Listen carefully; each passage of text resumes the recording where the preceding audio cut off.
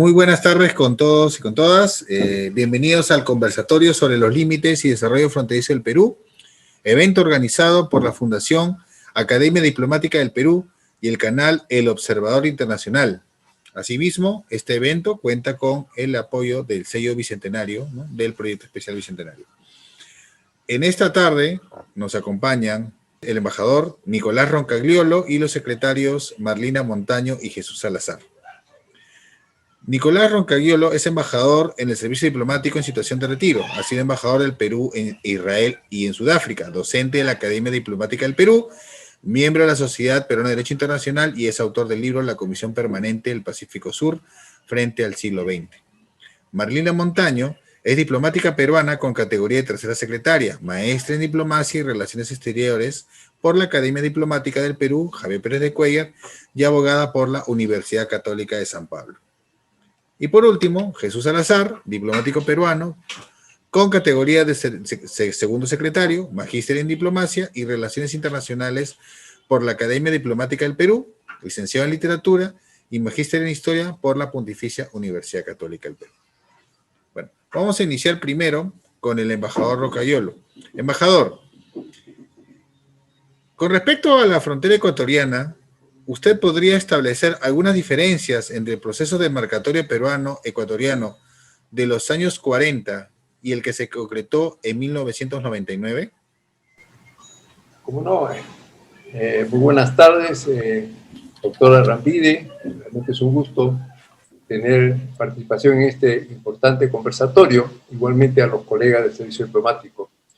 El tema del proceso demarcatorio peruano-ecuatoriano es un proceso bastante extenso, porque primero se llevó a cabo, pues, luego del conflicto del año 41, el protocolo de Río de Janeiro en 1942, que establecía la necesidad de hacer una demarcación, o sea, de llevar la línea de frontera al terreno, ¿no?, a todo lo largo de la frontera binacional, que son más de 1.500 kilómetros.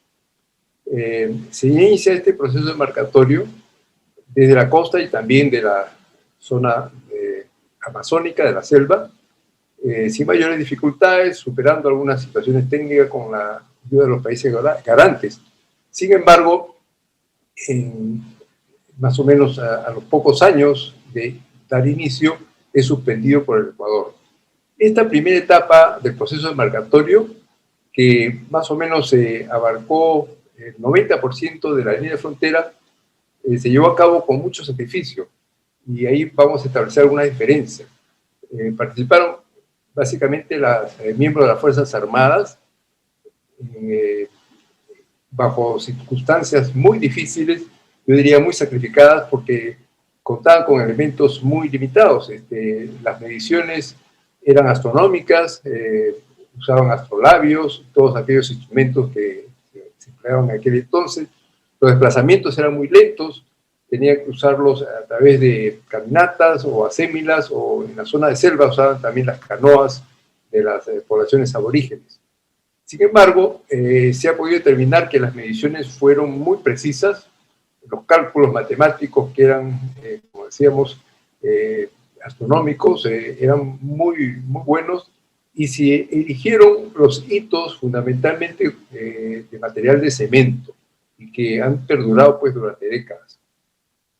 Más bien, en la década, en el año 99, después del proceso de paz, que todos sabemos, y quizás para ser breve, no voy a extenderme, se concluyó el año 98, en octubre, con los acuerdos de paz peruano-ecuatorianos, que establecían la necesidad de poder cerrar la parte pendiente de la frontera, especialmente en la zona del Cordillera del Cóndor, que son aproximadamente 100 kilómetros.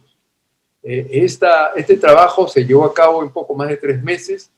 Me correspondió el alto honor de ser presidente de la Comisión Demarcadora Peruana, y contamos con una serie de elementos novedosos. Contamos con helicópteros, contamos con laptops, GPS y todas aquellas cosas que se cuentan, pues, con la alta tecnología, y con el uso, por supuesto, de los helicópteros.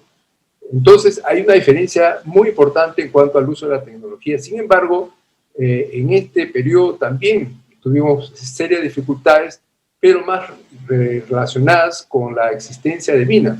Previo a los acuerdos de paz, pues se había llevado a cabo un conflicto del Alto Cenepa, ¿no?, que duró corto tiempo, pero que fue muy fuerte, muy intenso. Entonces, lo que se tenía que hacer era un trabajo primero de desminar aquellas zonas donde se iban a colocar los hitos. Era un desminado asociado con la demarcación. Entonces, habían grupos de equipos desminadores, tanto del Perú como del Ecuador, tenían que hacer este trabajo. El otro aspecto que significó también una gran dificultad es la parte, podríamos decir, climatológica. Y en ese sentido, si bien es cierto, usábamos los helicópteros, pero estos estaban sujetos pues a la variabilidad del clima. Y lamentablemente sucedió un accidente con un helicóptero ecuatoriano Super Puma que en circunstancias adversas chocó pues, y fallecieron 7 miembros de la tripulación, que fueron considerados pues como héroes del proceso de la paz. Entonces, vemos algunas diferencias importantes, vemos también los riesgos que significaba también trabajar haciendo el desminado previo, superar estos problemas climatológicos, y también en esta segunda oportunidad pues se llevó a cabo en un tiempo récord, en poco más de 3 meses se concluyó la colocación de los hitos en la cordillera del Cóndor, ¿no?, y en la zona de Lagartococha, con lo cual se cerró un asunto muy antiguo que tenía el Perú, era concluir un tema pendiente que data del año 42, que es la conclusión de la demarcación de la frontera binacional. Sin embargo, yo quiero señalar que esto estuvo acompañado también de un conjunto de acuerdos positivos que iban dirigidos hacia el desarrollo binacional. O sea, el proceso de paz implicó un cierre de la frontera por un lado, pero por otro lado también desarrollar instrumentos como los acuerdos de integración, acuerdos de medidas de confianza, acuerdos de libre navegación en las zonas amazónicas. Y esto pues dieron su fruto, y en estos momentos gozamos pues de relaciones muy estables y muy positivas y de mucha integración. Muchas gracias, señor embajador. Y bueno, y justamente con lo que está hablando, haría una segunda pregunta para cerrar el tema ecuatoriano, ¿no? ¿Qué logros se puede mencionar a los 22 años de haber sido suscritos los acuerdos de paz, ¿no? ¿Qué lecciones nos da la última frontera, bueno, territorial que hemos cerrado?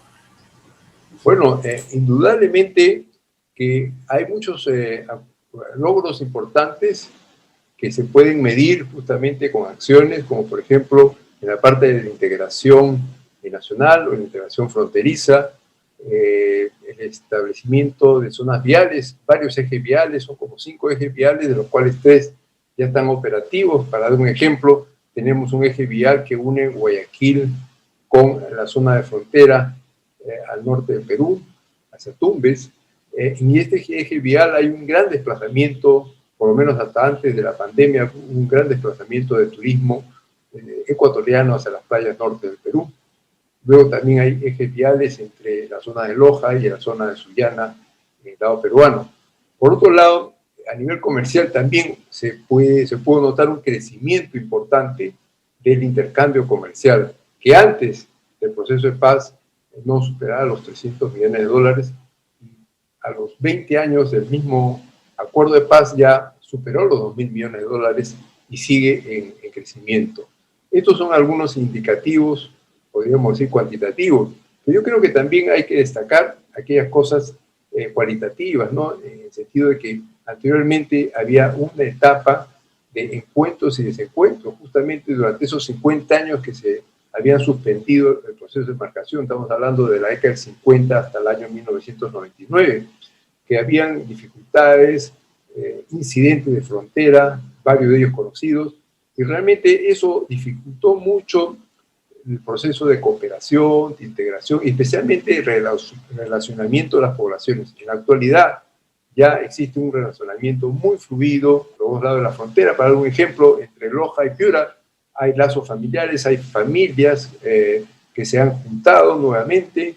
Luego también hay el uso de los servicios comunes, por ejemplo, los servicios sanitarios, los servicios hospitalarios. O sea que yo creo que el cambio ha sido notable, sigue por supuesto en esa dirección, pero con nuevos desafíos que estamos seguros que se podrán abordar con la voluntad que existe entre ambos países, como por ejemplo los temas de la delincuencia transnacional, los temas, por ejemplo, de el asunto de la minería ilegal en las zonas, especialmente de la Amazonía. Pero yo creo que todo esto puede estar abordándose pues, en el marco justamente de los mecanismos de cooperación existentes. Muchas gracias, embajador. Y bueno, justamente que hablamos de Ecuador como la última frontera terrestre que cerramos, tenemos una frontera marítima, no que la última. Entonces ahí quiero que Marlina nos hable un poco de las lecciones que nos deja la disputa marítima entre el Perú y Chile con respecto al derecho internacional. Ok, bueno, muchas gracias. Primero, agradecer la invitación para este conversatorio. Y efectivamente, como mencionan, fue la última frontera marítima que cerramos, pero yo creo que es importante leer esta perspectiva histórica, analizarla con el tema que es importante, ¿no? Y antes de dar cuáles son estas lecciones, creo que es importante ver que, y hacer un poco de historia, ¿no?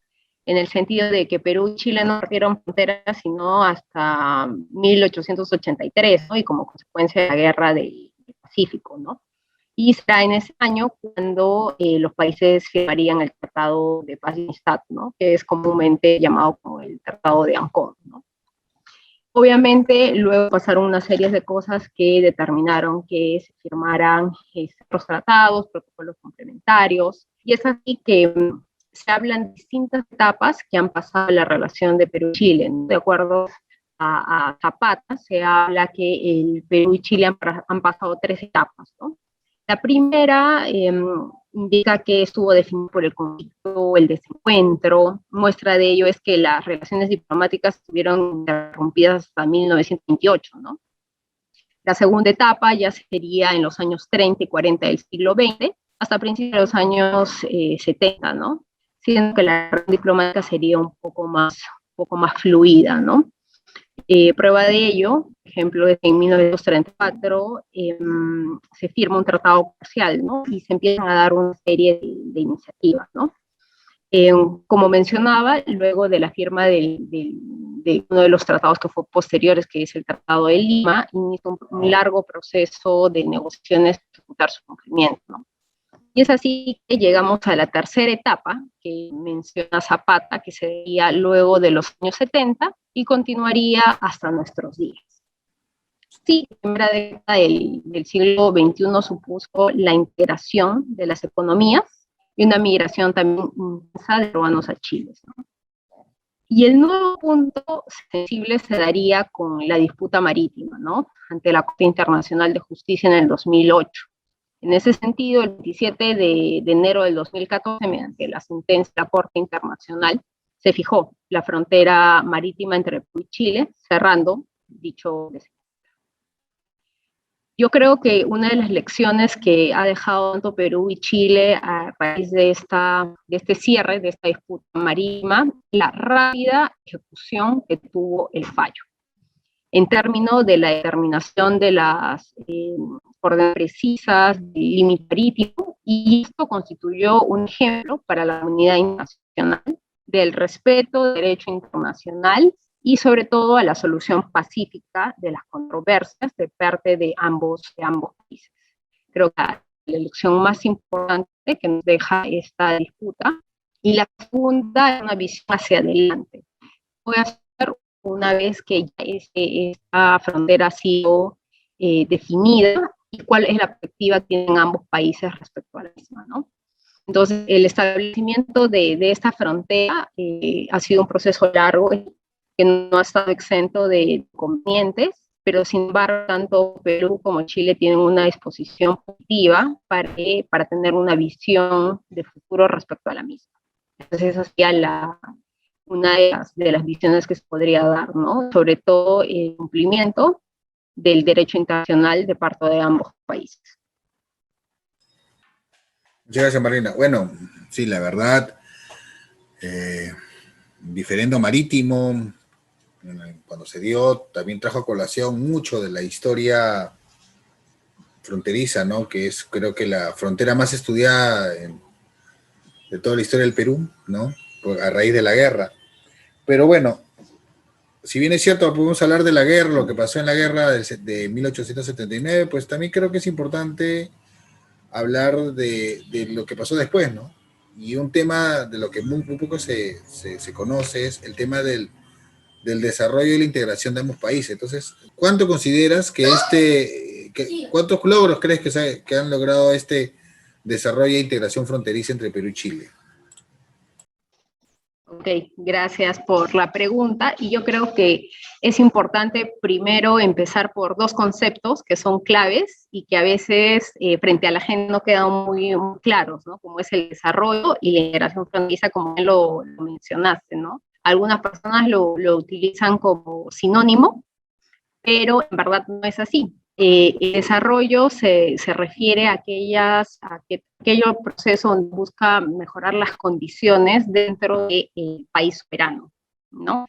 Mientras lo que se puede hacer dentro del país, mientras que la integración supone ya no solo una mirada al país, sino también al vecino. ¿Qué puedo hacer yo para integrarme con el vecino y mejorar las condiciones? Entonces, bajo esa lógica, se entiende que en algunos casos desarrollarse fronterizamente va a ayudar a que uno tenga integración. Pero no necesariamente sí. A veces también la integración entre países ayuda a que se dé un desarrollo positivo, desarrollo fronterizo. Entonces, teniendo estos dos conceptos claros, que es bueno, y en el caso del Perú, en la normativa está súper establecido en la política de fronteras. Esto no pasa en Chile está establecido tal cual, pero en la práctica también funciona así y se ejecuta así. Entonces, ¿cómo funciona el caso y cómo ha funcionado en el caso de Chile? En verdad, este es un ejemplo de éxito del tema de fronteras, porque los países pueden tener diferentes comisiones, comités, en algunos inclusive en algunos países tienen más de uno. En el caso de Perú y Chile existe un mecanismo, como en el caso de Perú-Chile se dio un ejemplo, existe un mecanismo que ha venido desarrollándose desde 1984. Nació con el nombre de la Subcomisión Mixta Permanente de Cooperación Fronteriza Peruano-Chilena. Y luego se cambiaría de denominación a Comité de Frontera Perú-Chile en 1999. Ese mismo mecanismo cambiaría nuevamente de denominación en el 2012 con Comité de Integración y Desarrollo Fronterizo Perú-Chile. En ningún momento paró de reunirse, y como ustedes pueden ver, desde 1984 hasta el 2012 pasaron muchas cosas entre la vinculación histórica, social, política de ambos países, pero nunca dejó de reunirse esta iniciativa, que es la única que existe entre Perú y Chile, lo que por sí ya habla bien de este mecanismo. Actualmente, el nombre, como les mencioné, el Comité de Integración y Desarrollo Fronterizo Perú-Chile, es una reunión de muchos sectores, es multisectorial, y se reúnen una vez al año para ver cuáles son los temas de frontera que importan, ¿no? Para el tema de Tacna y acá principalmente, esencialmente, pero que está teniendo algunas acciones también para otras. Realmente los logros de este Comité de Integración y Desarrollo Fronterizo, que tiene varias comisiones, más de 10, son bastantes. Yo tengo la oportunidad de revisar las salas de Comité de Frontera y del actual Comité de Integración y Desarrollo Fronterizo, y en verdad uno encuentra muchos logros. El principal, y el que digamos se ha conocido más, es el tema de control integrado para los viajes de Tacna, Arica y de Arica a Tacna, que inclusive tuvo un estudio de Lacan, lo usó como un ejemplo para el rápido tránsito de personas y de bienes. Pero si vamos a otro tipo de logros, se puede mencionar el tema de las distintos, por ejemplo, en el área cultural. Hay un gran número de actividades, festivales, encuentros de jóvenes, jornadas de capacitación, una ultramaratón, Carreras Sin Fronteras, que se realizó en el 2019, que buscan generar la interacción entre las comunidades. Un caso peculiar en esta línea es que se generó un grupo de voluntariado juvenil tuvo tanta fuerza y tanta implicación y apoyo de parte dentro del Comité de Integración Fronterizo, se llegó a constituir una subcomisión de voluntariado juvenil dentro de este comité, de tal manera que los jóvenes de ambos países pueden integrar mucho, ¿no? Y tienen esas actividades inclusive durante la época de la pandemia. Ellos han estado muy activos con temas de conversatorios, como que estamos teniendo nosotros ahora, y con otras actividades, ¿no? Se han promovido también, otros logros son simulacros binacionales, protocolos para la gestión y reducción de riesgos de desastres, porque como saben, ambas áreas están en un tema particular, protección consular en situaciones de emergencia, reglamento para la coordinación del tema bilateral, y esto no ha parado tanto en el Comité Frontera, que fue el previo, en el Comité de Integración y Desarrollo Fronterizo, ¿no? Y así como les puedo ir nombrando ampliación del tramo carretero de La Concordia, protocolo del convenio de transporte de pasajeros por carretera entre Tacna y Arica, y en verdad son una serie de logros que podría seguir nombrando, pero el punto importante es que ese tipo de iniciativas, como el Comité de Integración y Desarrollo Fronterizo, que están tanto tiempo, ¿verdad?, generan acciones que benefician directamente a las autoridades. Y por ende, que las autoridades están ahí, y por ende esto, ¿a quién va a beneficiar? A la población de frontera. Y el tema de desarrollo e integración fronteriza deja de ser un concepto y se torna en realidad. Y finalmente, solo hacer un enlace. Este comité como lo estoy explicando, es multisectorial, van varios sectores, hay representantes obviamente del Ministerio de Relaciones Exteriores, pero también de salud, de transporte, y ha tenido un nuevo impulso cuando estos temas que se ven ahí han sido incorporados dentro del encuentro presidencial y gabinete binacional Perú-Chile, que es el organismo a más alto nivel que pueden tener ambos países, y temas en el comité son integrados en este encuentro, lo que nos da una visión de la importancia que tiene el relacionamiento, el desarrollo y la integración fronteriza, tanto para Perú como para Chile. Por ende, las perspectivas que tiene este comité hacia el futuro, no tengo la menor duda que van a seguir dando muchos logros para la población de fronteriza, ¿no? Y creo que es lo que se debería saber un poco más, ¿no?, sobre qué se está dando. Eso sería todo. Gracias. Muchas gracias, Marlina. Bueno, de ahí vamos a pasar a Jesús Salazar, ¿no?, que ahí nos va a hablar un poco sobre el establecimiento de las fronteras de Brasil y Colombia, ¿no? Cuáles han sido las consideraciones relevantes y un poco también una especialidad, en base a los trabajos que ha hecho Jesús, es el tema del caucho. Entonces, Jesús, en tu opinión, ¿tiene incidencia en las relaciones culturales actuales del Perú con estos dos vecinos con respecto al tema del caucho, a la instalación de la frontera? Adelante, Jesús.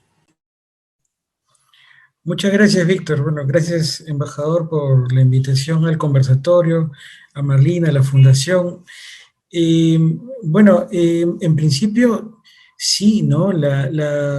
Por ejemplo, ¿no?, en el caso de Brasil y Perú, históricamente, uno de los puntos cruciales del establecimiento de los límites y luego de la demarcación, ¿no?, ha sido la libre navegación del Amazonas, por ejemplo, ¿no?, que empezó con un acuerdo, un tratado de libre navegación de 1851, siendo firmado por Bartolomé Herrera en ese momento como canciller, y aunque después luego perdió vigencia y luego se siguió negociando.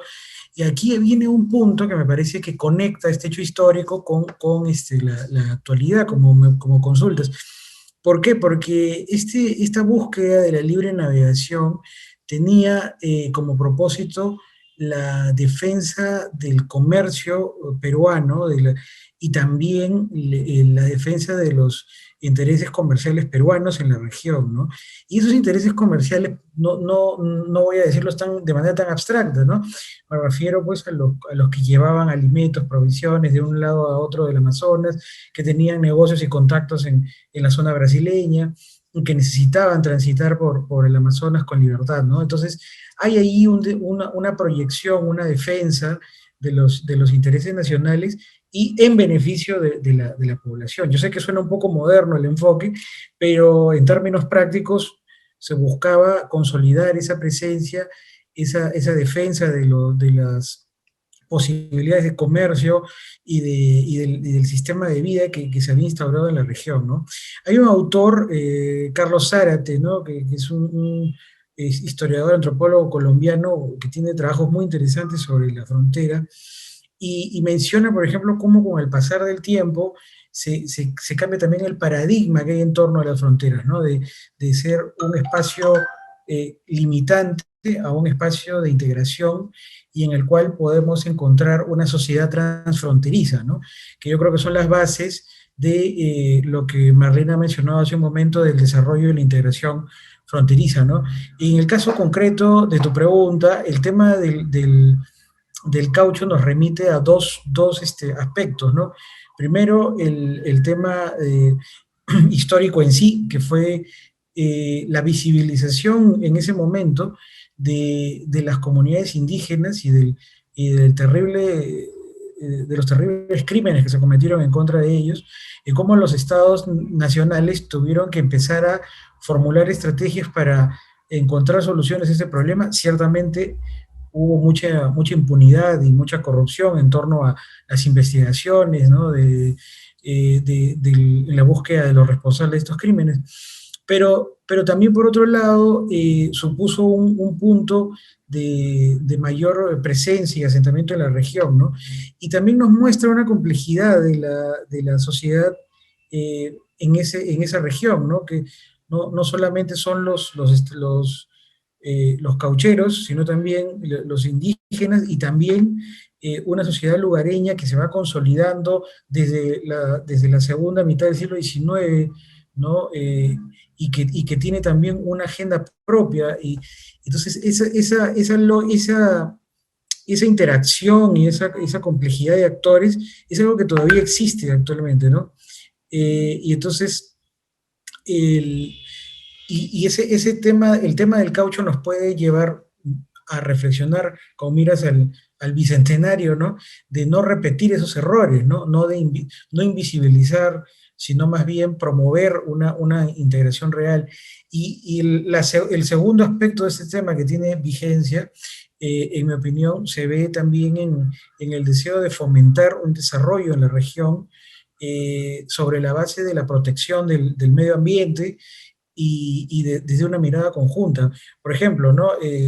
La Cancillería pues, tiene en su portal web la declaración de Pucallpa que se dio en el Gabinete Binacional Perú-Colombia en el año 2019, y ahí se hablaba, por ejemplo, de la generación de proyectos para promover el desarrollo de las cadenas de valor productivas en la zona del Putumayo, y que tiene gran parte del porcentaje de la frontera con Colombia, y también se hablaba de fomentar la protección del medio ambiente en el marco de los ODS, ¿no? Entonces, vemos cómo de alguna manera, si vemos a 100 años atrás la experiencia del caucho, se está buscando tener una mirada mucho más responsable, no extractivista solamente, sino más humana y de que busque generar desarrollo en la región, ¿no? Entonces, en ese sentido, para terminar esta intervención, se ve claramente una mirada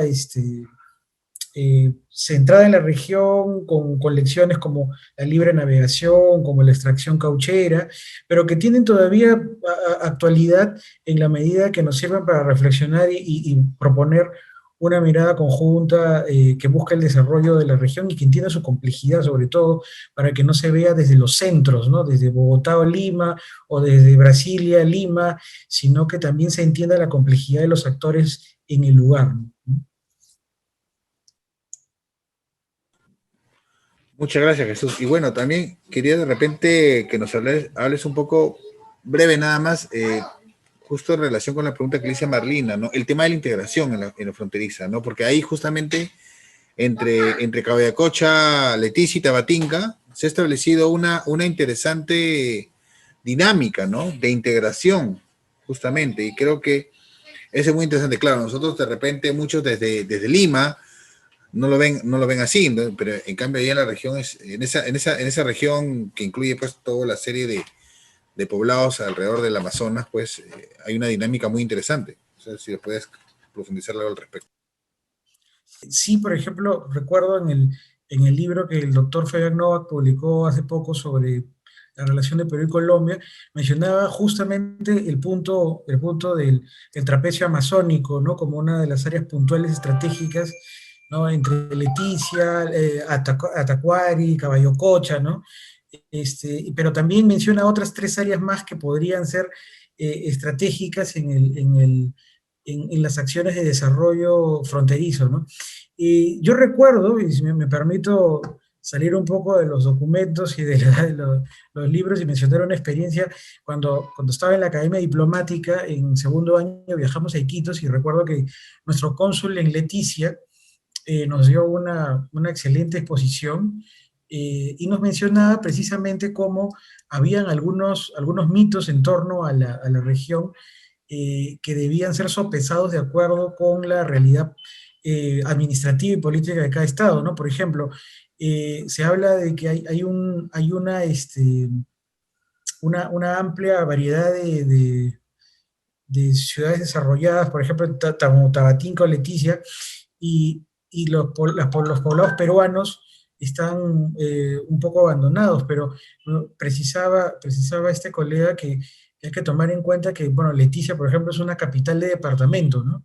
Entonces, si habría que hacer una comparación, tendríamos que compararlo con Iquitos, por ejemplo, ¿no? Y entonces habría que sopesar y entender mejor esta idiosincrasia, ¿no? Ese es un punto interesante que quisiera destacar. Otro que me permito mencionar tiene que ver con el combate al crimen, ¿no? Que persiste en esta región también. No solamente el narcotráfico y grupos al margen de la ley, sino también la trata de personas, ¿no? Entonces, yo creo que ahí también hay un trabajo conjunto muy importante en este circuito que se está desarrollando siempre en el marco de los gabinetes binacionales, de comisiones binacionales que ven el tema, ¿no? Y por último, quisiera destacar también la importancia de conectar estos intereses dentro de una agenda internacional eh, contemporánea y con prioridades tangibles, como por ejemplo principalmente el cumplimiento de los ODS y de manera evidente y transversal la defensa y la protección del medio ambiente. Y me remito también a una experiencia muy grata cuando estaba empezando como tercer secretario, participé en una comisión de apoyo, un evento que me pareció muy interesante, que se llamaba Conferencia sobre el Comercio de la Vida Silvestre, ¿no? Que fue el 2019, y recuerdo que en esta conferencia se hablaba, por ejemplo, de algunos proyectos que se alineaban con acciones y metas del cumplimiento de los ODS, justamente en esta región, Brasil, Colombia, Perú, y una de ellas era, por ejemplo, la ruta del jaguar, ¿no? Y cómo veían cómo este felino naturalmente cruzaba las fronteras con total libertad, ¿no? Pero en el camino va generando una serie de demandas en su ecosistema que son necesarias de defender por parte de los tres países de una manera conjunta, ¿no? Entonces, es una manera gráfica de cómo esta región tiene mucha actualidad, mucha vigencia y demanda una mirada que supere la simple territorialidad y que vea la interacción de múltiples actores del medio ambiente y de cómo eso supone un reto para los centros administrativos, porque debe fomentar y desarrollar una mirada naturalmente democrática e inclusiva, ¿no? Muchas gracias, Jesús. Y bueno, ya para cerrar este ameno conversatorio, quería regresar al embajador Roncaglia, porque claro, faltaba una frontera más por hablar, y justamente quería dejarla al final porque finalmente Bolivia, hay una relación histórica muy estrecha entre Bolivia y el Perú, ¿no? Que durante el virreinato pues eran parte de una sola organización territorial, y luego se dividió, luego regresó durante la época de la independencia, y finalmente se constituyó como un país independiente. Entonces ahí, embajador, de repente usted nos puede dar esa mirada, cómo se definieron los límites, ¿no? entre Bolivia y el Perú, dado que y también, si bien es cierto, la guerra con Chile es la más estudiada, pero las más cruentas, o la relación más cruenta, más dura, de los inicios de la República, ha sido con Bolivia, ¿no? Con respecto a la guerra, la invasión de Santa Cruz, la muerte de un presidente en territorio boliviano, la moneda feble. O sea, la relación con Bolivia al inicio de la República no ha sido nada fácil, ¿no? Entonces, de repente, y finalmente cerramos la frontera a inicios del siglo XX. Bueno, embajador, le dejo ahí la palabra. Gracias, Víctor, felicitando pues a las dos intervenciones previas de Jesús y Marlina, que me voy a permitir luego también hacer un breve comentario. Efectivamente, yo creo que cuando salimos a la vida independiente, teníamos este tema pues del legado de la colonia, no teníamos los principios de uti possidetis iuri, teníamos también los títulos coloniales, pero muchos de estos títulos pues a veces no eran tan claros como para definir directamente pues entre ambos países el proceso de delimitación y demarcación. Bueno, en el caso de Bolivia, como bien lo ha dicho usted, es más complicado porque estaba precedido por este conflicto del Pacífico, la alianza que hubo del Perú con Bolivia, ¿no? Y las diferentes circunstancias también que atravesó Bolivia, ¿no? La propia situación también de Bolivia de pasar a ser país mediterráneo y su anhelo pues, de poder tener salida al mar. Todo este es un conjunto de elementos que ha marcado mucho la relación peruano-boliviana. Pero también yo quiero señalar que a fines del siglo XIX, después de varios intentos y esfuerzos, quedó muy claro pues, que había dos zonas importantes para abordar en el trazado de la frontera. Uno era la parte terrestre, que es una zona más o menos clara, ¿no? Poblada, ¿no? Que no tenía muchas complicaciones, que estaba pendiente, por supuesto, la devolución de los territorios de Tacna y Arica, ¿no? Por parte de Chile al Perú, ¿no? Y por ese lado, la cosa pues se pudo abordar con el tratado Osma-Villazón, que creó una comisión mixta, ¿no? Estamos hablando justamente a comienzos de 1900, y que permite a través de esta comisión ir elaborando pues la edición de los hitos, el establecimiento justamente de los mapas y ir abordando lo que es la demarcación fronteriza. Pero también había otra parte que es un poco más complicada, ¿no? Que es la zona que se conoce como la zona fluvial, porque esta es una zona poco poblada, ¿no? Y donde en realidad no era tan fácil poder abordar el trazado de la frontera. Y en tal sentido, ambos países acordaron entregar la propuesta de solución justamente al arbitraje del presidente argentino. Eso también fue un proceso un poco complicado, ¿no? Ahí debemos reconocer el importante rol que jugaron grandes diplomáticos peruanos, que forman parte justamente del editorial y del legado de Torre Tagle, Víctor M. Maurtua, Víctor Andrés Belaunte, que bueno, ha tenido varios roles importantes, no solamente en el proceso de límites, sino también a nivel multilateral, porque ha sido que participó en la creación de las Naciones Unidas. Pero volviendo a este asunto, una vez que el presidente argentino da su fallo, da el laudo, Bolivia decide no acatarlo, ¿no? Entonces ahí se genera un problema, ¿no? Donde ya veíamos que había una suerte de solución. Ahí también interviene la diplomacia. Y hay que destacar también el caso del eminente diplomático peruano, don Solón Polo, que era representante peruano en Bolivia, quien felizmente un cambio de gobierno logra finalmente persuadir al nuevo gobernante de que era conveniente coger ese laudo, coger ese fallo y aplicarlo al terreno. Y ese fallo fue justamente el que permitió cerrar finalmente esta parte de la frontera complicada, ¿no?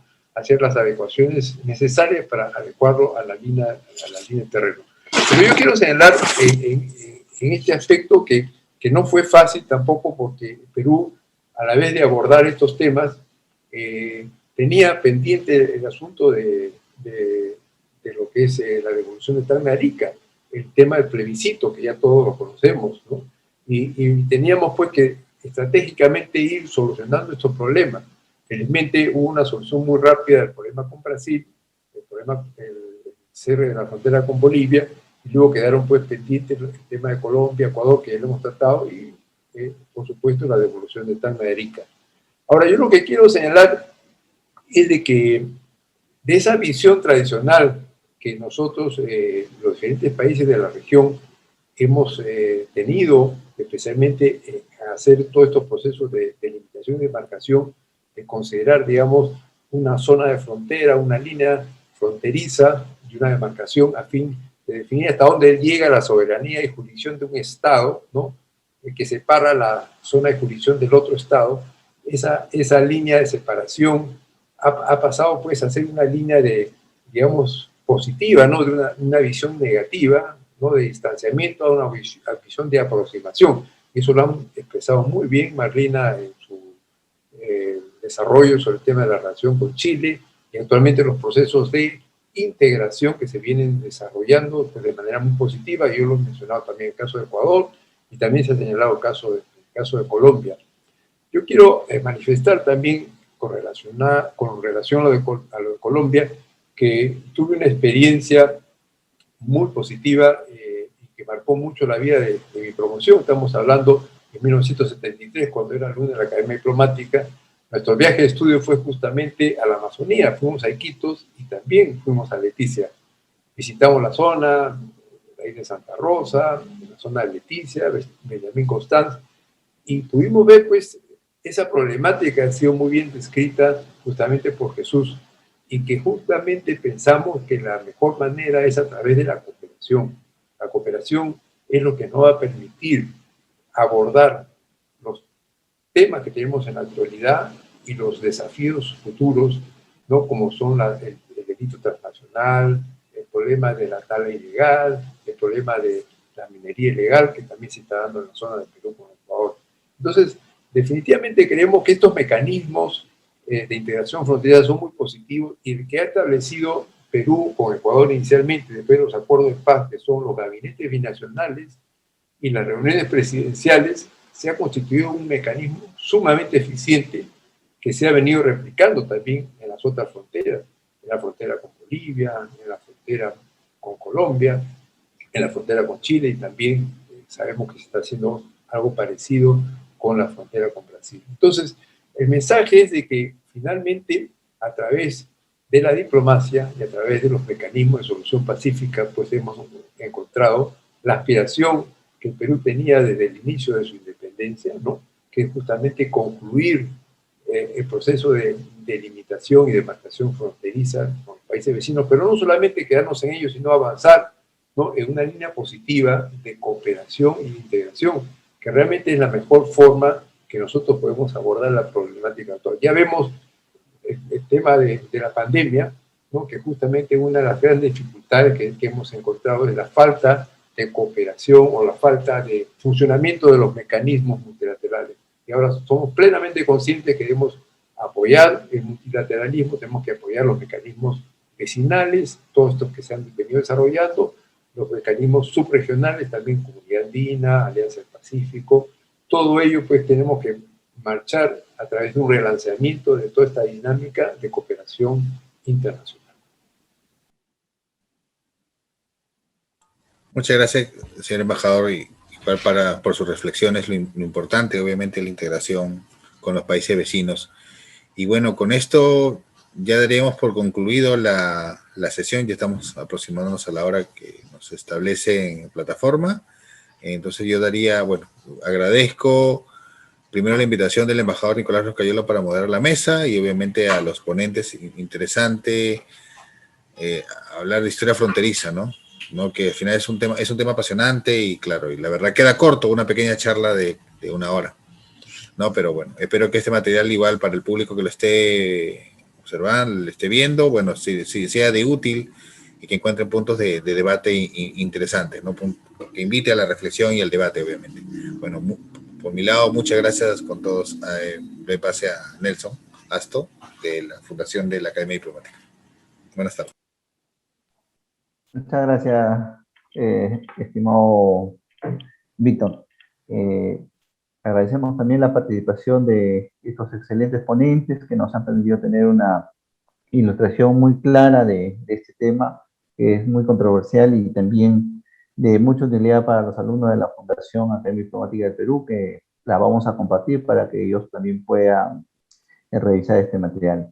Agradezco la participación de todos ustedes, señor embajador, señorita Marlina Montaño y profesor Jesús Salazar. Muchas gracias por su aporte. Muchas gracias. Gracias. Muchas gracias. Gracias.